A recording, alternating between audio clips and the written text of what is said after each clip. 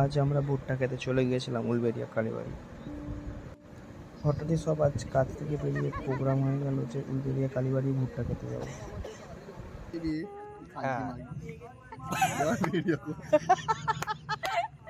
আর পরে পরে ওকে এই ভিডিওটা যাবে না। আজ আমরা ফার্স্ট গিয়েছিলাম বিবিচরায় গিয়ে দেখলাম আজ ওখানে প্রচুর পরিমাণে জল উপরে আসায় তো ওখানে টোটাল কাদা হয়েছিল, সেই জন্য আমরা ওখান থেকে সোজা বেরিয়ে চলে আসলাম ভুট্টা কিনতে। যেহেতু ভুট্টা খাওয়ার প্ল্যান হয়ে গিয়েছিলো আমাদের, ওই কালীবাড়ি ঢুকার আগেই ভুট্টাটা এখানে মাছি খুব ভালো পাওয়া যায়।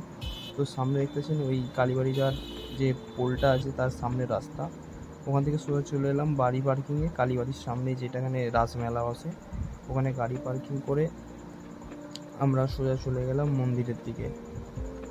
হ্যালো গাইস, চলে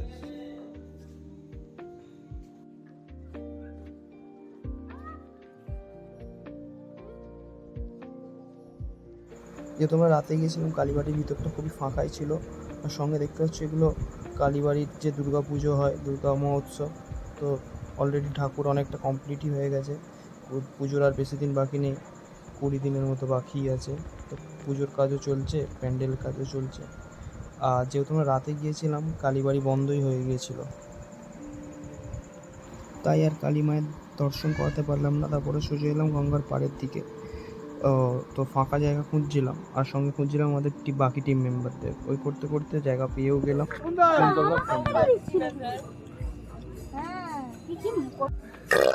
মরণ হয় না, এই কাপাল দেখে এ মন্তব্য করছে, এগুলো কি করা উচিত বলো? বলে কি বলবো, ব্লগ কি করতে করছো? চিন্তা পাক দম চিন্তা ভাবনা हम लोग का एक ही मामला চিন্তা পাক। দেখো তুমি তোমার মুখ আমাদের গাড়ি রওনা দেবে।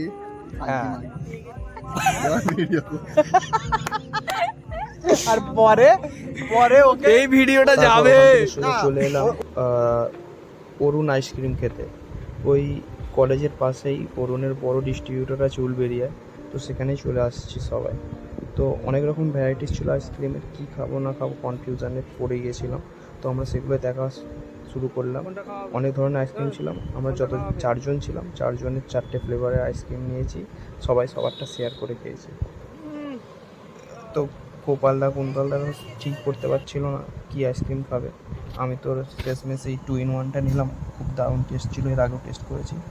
তো আইসক্রিম খাওয়া শেষে আমরা আস্তে আস্তে বাড়ি থেকে রওনা করে দিলাম। আর এটা হচ্ছে জেলেপাড়া ব্রিজের ওখানে নিউ ভিকেরাম। তো সবাই আসতে পারো।